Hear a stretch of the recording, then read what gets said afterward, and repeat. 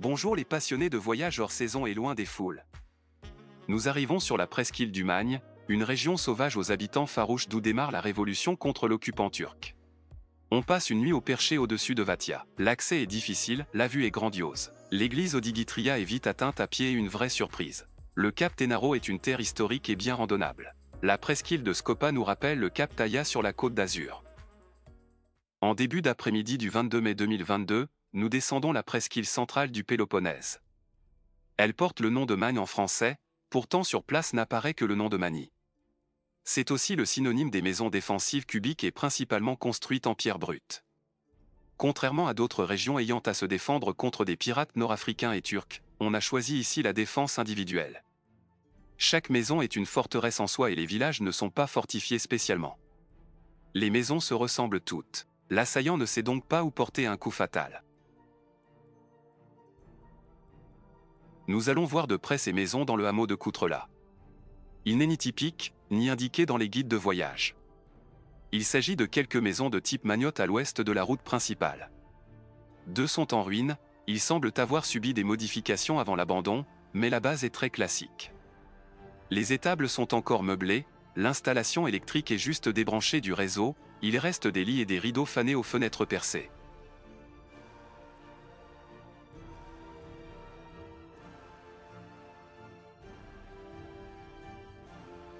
Nous nous arrêtons aussi au village d'Agios Nikolaos au début de la route de Mésapos.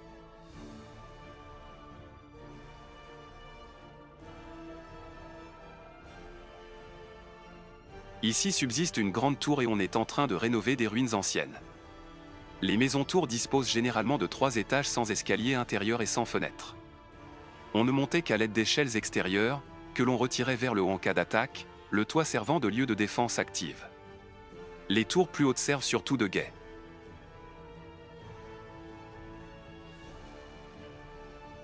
Le type d'abandon à la fois hâtif et définitif avec quelques rénovations se retrouve dans presque tous les villages Mani, il n'y en a que peu qui soient entièrement rénovés ou complètement abandonnés. On les trouve assez exclusivement au-dessus de toutes les côtes au sud de Gitio des deux côtés de la péninsule.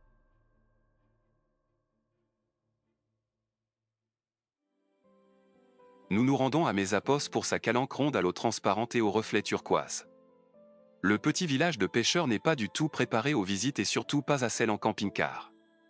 Nous avons assez de mal à caser notre Renault Trafic, mais le moyen camping-car venant après nous est sérieusement ennuyé à simplement faire demi-tour sans pouvoir s'arrêter.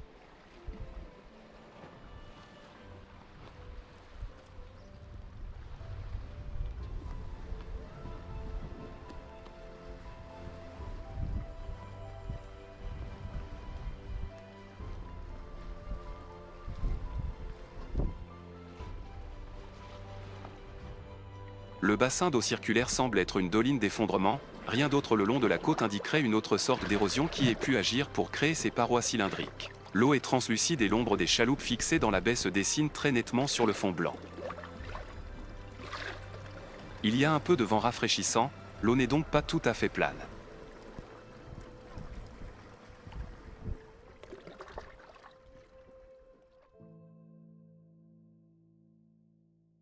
Au nord de Stavri part une petite route vers le hameau d'Agia Kyriaki. À partir d'ici, on peut soit randonner vers le cap de Tigani, très dénudé, soit marcher vers la chapelle Ecclesia Odigitria blottie sous la falaise. Ici la vue du chemin sous la falaise vers la chapelle. Nous prenons l'option 2, la chapelle. On marche d'abord sur une piste, puis sur un sentier dans les rochers. Il n'y a pas de difficulté spéciale sur cet accès, il est cependant entièrement en descente pour l'aller. Cela signifie qu'il faut remonter au retour, mais ce ne sont même pas 100 mètres de dénivelé. Il faut moins d'1 heure pour l'aller et le retour, mais il faut bien sûr aussi du temps pour regarder l'édifice religieux sous la falaise. Le cap Tigani au fond, sans ombre.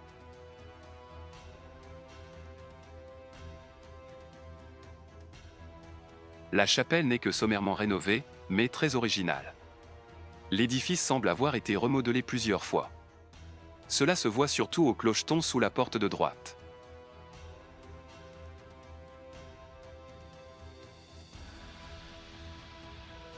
En y pénétrant, On arrive dans un vestibule sous le clocheton et donnant sur la partie centrale sous les 3 dômes. Des cierges et du pétrole lampant sont rangés sur le côté. La plupart des voûtes et passages sont cadrés de marbre ciselé, mais ces pièces semblent être aussi un remploi. L'iconostase est en 3 parties comme pour presque toutes les chapelles orthodoxes. Ici, la partie centrale n'est guère plus large que les chapelles latérales.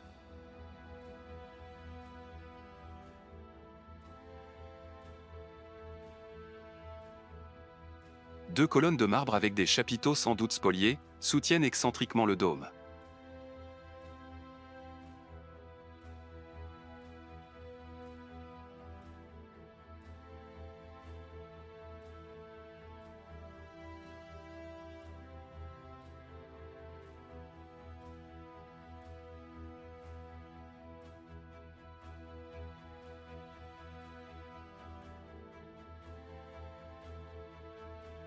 Un livre se trouve sur le pupitre.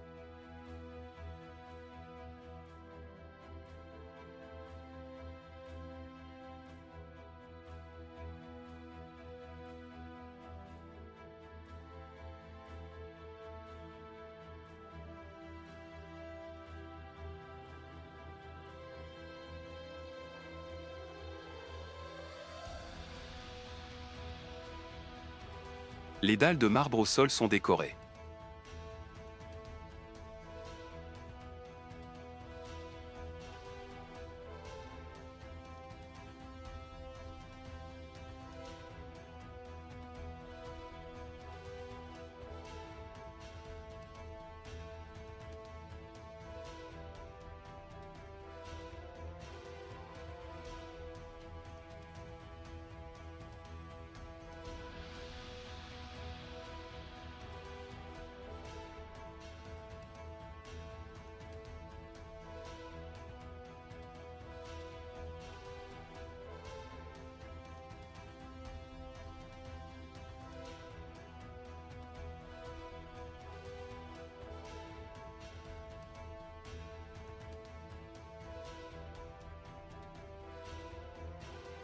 En montant à droite de la chapelle vers la falaise, on voit d'abord une cavité naturelle ayant servi de cuisine à feu ouvert, toutes les parois sont noircies.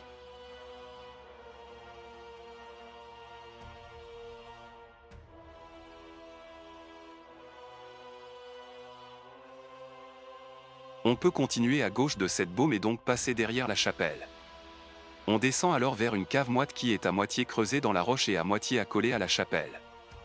Le fond est creusé de citernes, on reconnaît des rigoles d'écoulement d'un bassin vers un autre.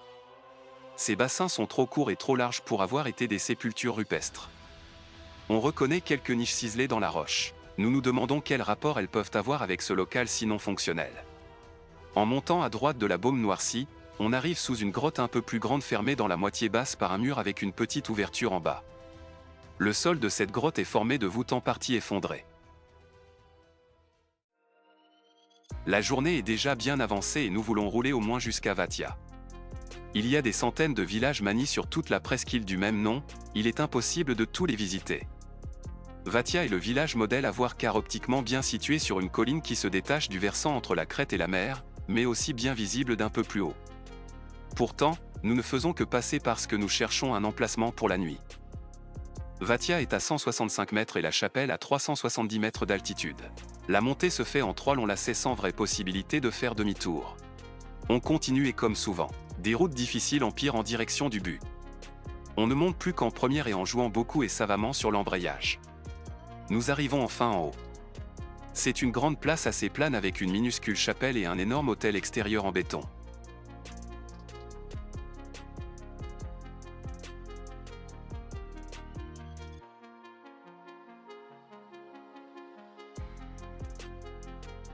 C'est clairement le coucher de soleil le plus mémorable de ces congés en Grèce en mai 2022. C'est aussi un de nos emplacements préférés de toute notre vie en camion aménagé. Bien que nous soyons à l'abri des rafales, on a quand même beaucoup de vent à la chapelle. Il est donc impossible de cuisiner et de manger dehors. C'est pareil le matin, bien qu'il ferait assez chaud. On a la vue plongeante directe sur Vathia et sur une grande partie de la côte. La vue d'un peu plus haut inclut aussi notre trafic et la chapelle. La descente de la chapelle est moins stressante quand on connaît le chemin et la sensation de savoir que les 4 roues sont freinées à la descente, contre 2 tractantes à la montée, rendent la chose plus facile. Cela ne secoue cependant pas moins et l'on s'étonne de notre hardiesse de la veille. Nous avons de nouveaux Vathia en vue sous divers angles. On visite Vathia un autre jour, mais nous rangeons les séquences vidéo logiquement ici. Un nuage très local se maintient âprement sur cette partie du Cap Tenaro et le village est embaumé de ces brumes. Cela crée une ambiance assez glauque lors de la visite des ruines. On se gare un peu au-dessus du village et à l'est, il n'y a aucun parking dédié. Le village est construit sur une petite colline, on peut en faire le tour, mais la partie haute nous semble inaccessible car ici se trouvent les maisons les plus écroulées. Bien que le village ait l'air encore bien debout en le voyant de loin, la plupart des maisons sont cependant à l'abandon comme dans les autres villages. Ici, il y a beaucoup de tours hautes.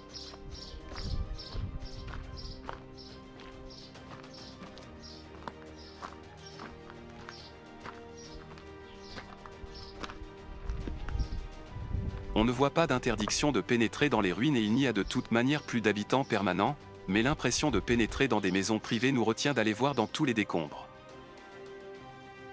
La plupart des ruines sont des maisons anciennes transformées. Elles n'avaient pas de fenêtres à l'origine. Il y a beaucoup de remplois.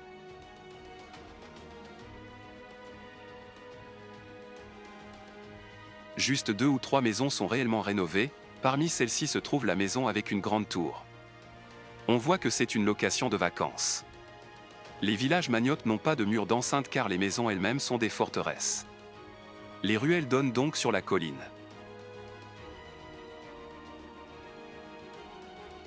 Ce qui ressemble à des balcons aux fenêtres des étages supérieurs sont des appuis pour les échelles en bois qui permettaient de passer d'un étage à l'autre car il n'y a pas d'escalier dans la maison magnotte. Le système de défense consistait à se retirer dans les étages supérieurs et de retirer les échelles vers le haut. Le toit plat servait de dernier refuge et de poste de défense active.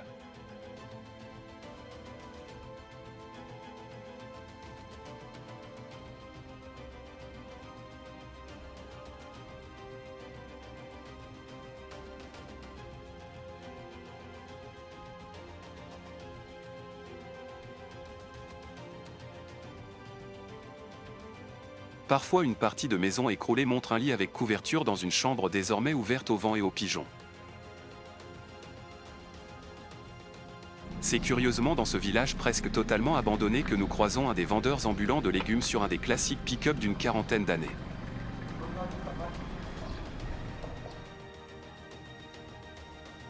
En montant ensuite vers le nord-est du cap Magnotte du Péloponnèse, nous voyons retour vers Vathia et le fameux nuage qui s'y maintient aux heures de midi.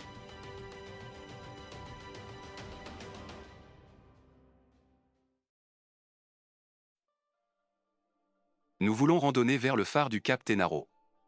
En dépit de sa consonance italienne, il s'agit d'un cap grec qui est le plus méridional d'Europe continentale du sud-est. En descendant, on passe l'unique restaurant et on arrive sur un parking vanté. Nous descendons d'abord vers la petite calanque avec plage de galets sur la gauche. Elle sert de port à des petites embarcations de pêche. Contrairement à son délaissement actuel, il n'y a qu'un restaurant, ce cap était un important relais marchand et guerrier de la flotte romaine. On embarquait ici des rameurs pour les expéditions en Orient, en Occident et en Afrique. On retrouve donc encore beaucoup de traces d'occupation de ce temps comme des terrassements ciselés dans la roche, des murets et même la base d'une maison avec des mosaïques qui sont maintenant à ciel ouvert. Là, sur ce cap, les anciens ont placé les portes d'Hadès, d'où Héraclès a fait descendre Cerbère aux enfers. Des matériaux de construction ainsi que les sculptures trouvées dans une grotte proche étaient la conclusion qu'il y avait ici un culte chtonien de Poséidon qui n'était pas vénéré comme dieu de la mer, mais comme un dieu des enfers. Le sanctuaire de Poséidon était un refuge pour les ilotes de Laconie, c'est une population autochtone asservie aux Spartiates, qui cherchait la protection du dieu impitoyable.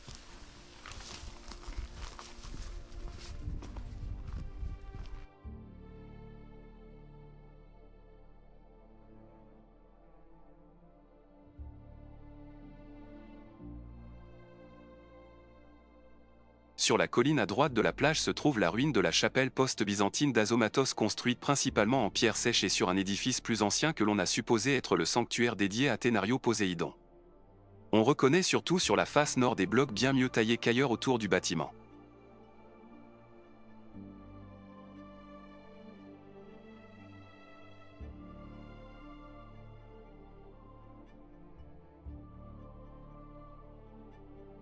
Le toit est effondré, mais les murs et l'abside avec les saintes portes et le sanctuaire à l'arrière sont encore bien debout.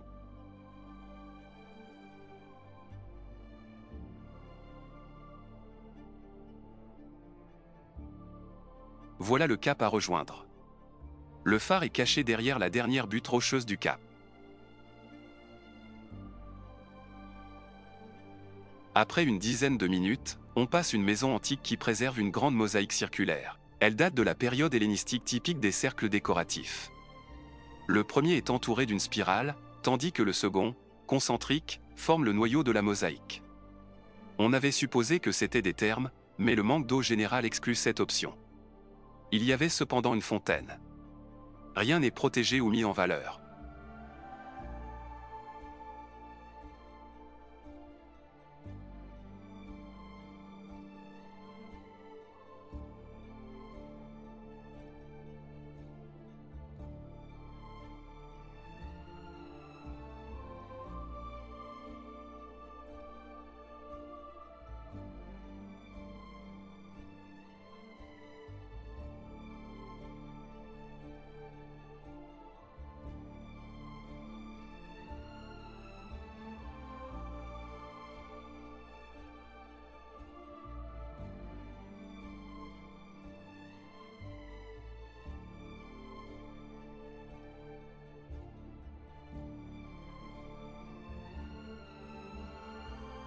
Le chemin vers le phare est en partie visible devant nous. Il franchit la crête à une altitude d'environ 60 mètres.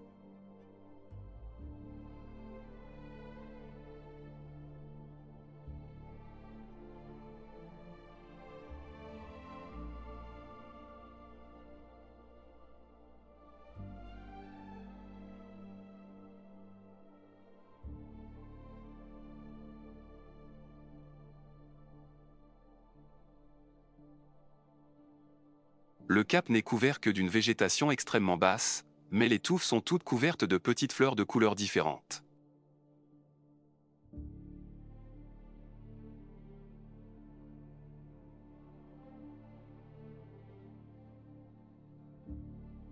On entrevoit une première fois le phare sur le côté oriental du cap Tenaro.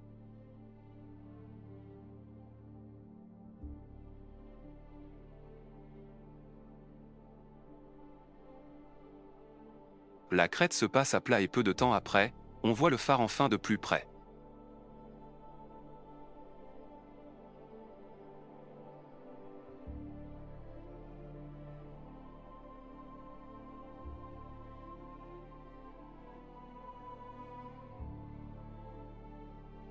La descente est un peu plus rocheuse et pentue que la montée, mais c'est sans difficulté aucune. Le beau phare date de 1882 et il est toujours en activité, même s'il est maintenant automatisé.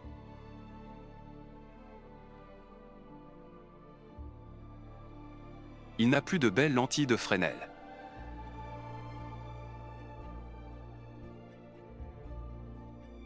La partie du côté est de la terrasse autour du phare est écroulée et barrée, pourtant c'est la seule face abritant du vent d'ouest lors de notre passage.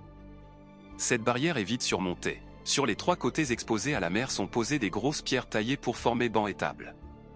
Ces pierres semblent provenir d'un ancien phare ou d'une ancienne maison de gardien.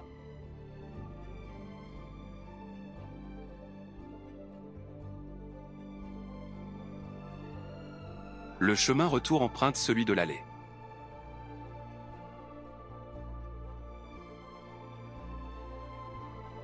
Nous nous permettons un petit goûter au restaurant du Cap. Le café grec est accompagné d'une tarte au fromage blanc doux.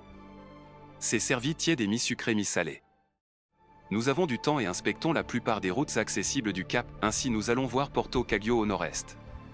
Cette crique est orientée vers le nord et offre visiblement un peu de protection pour quelques voiliers. Le village, lui, semble complètement endormi. Notre plan est de remonter la côte ouest et de viser le départ d'une randonnée de 4 heures dans les gorges de Rindomo à l'est de Kalamata. Mais cela signifierait de quitter la mer pour assez longtemps et surtout de rouler beaucoup. Après des heures de rando sous cette chaleur, on est crevé. André insiste de laisser de côté le canyon et de remonter cette côte est. Mais nous ne trouvons pas d'endroit ombragé pour midi et le temps trop chaud de la sieste. Nous roulons donc sur l'unique route vers le nord et descendons sans connaissance de l'issue vers une calanque proche d'Exonynfio. Il y a une plage de Gros Galets. Alex prend un bain du reste d'un quai dans la partie sud.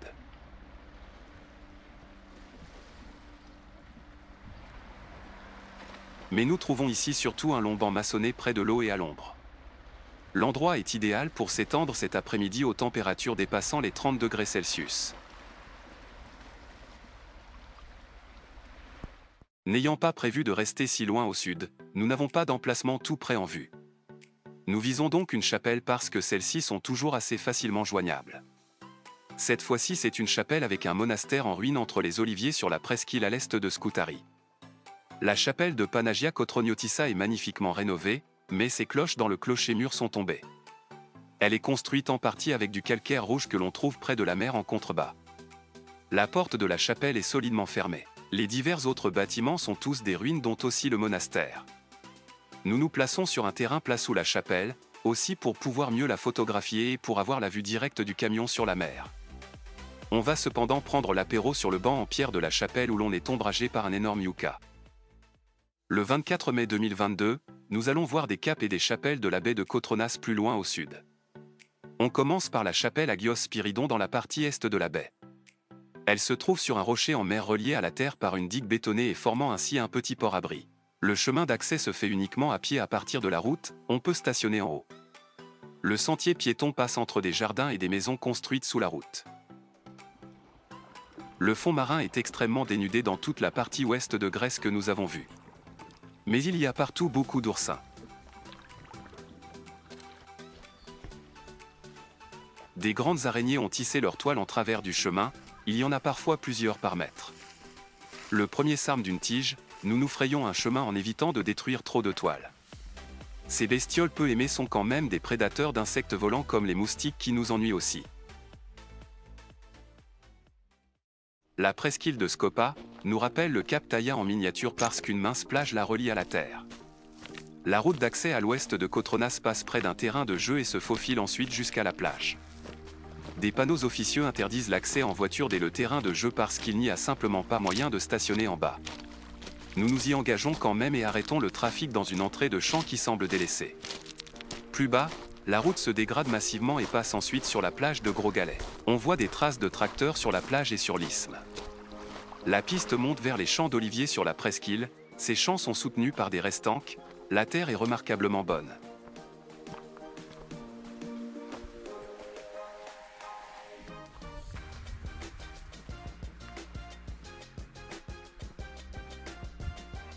Uniquement la partie nord de la presqu'île est accessible grâce à ces champs, le reste est de la garrigue infranchissable.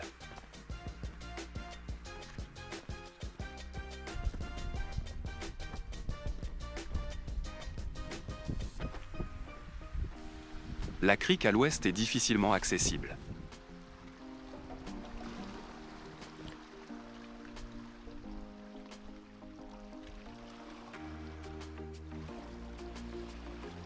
La plage à l'est est plus accueillante.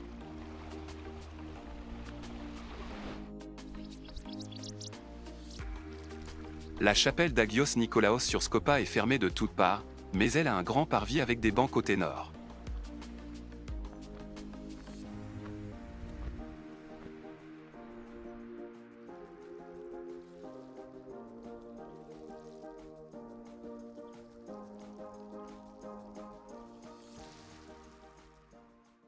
Nous traversons ensuite le cap de Mani pour arriver au village assez touristique de Limni.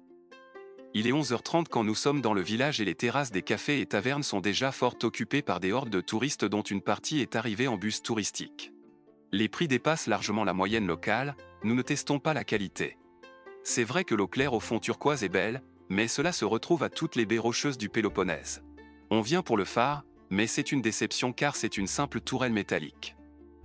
Il y a cependant un phare ici depuis 1898, cependant il est peu probable que c'était toujours une telle tourelle. Mais tout près se trouve une chapelle dans le cimetière marin, on en a une belle vue retour dans la baie entourée de montagnes presque dénudées de végétation.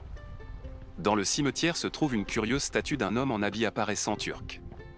C'est Petro Mavromikalis, aussi appelé Petrobek, un habitant de la région Mani et intronisé dans la région par l'occupant turc pour apaiser les tendances rebelles de ses compatriotes. Cela n'a pas été un succès pour les Turcs. Les habitants de la région Mani ont continuellement résisté aux Turcs. C'est aussi de cette région qu'est parti le mouvement de résistance finale qui a amené l'indépendance et la liberté aux Grecs. Ce même Petro Mavromichalis hisse le 17 mars 1821 le drapeau indépendantiste maniote sur sa maison dans son village des Aréopolis plus haut derrière Limni.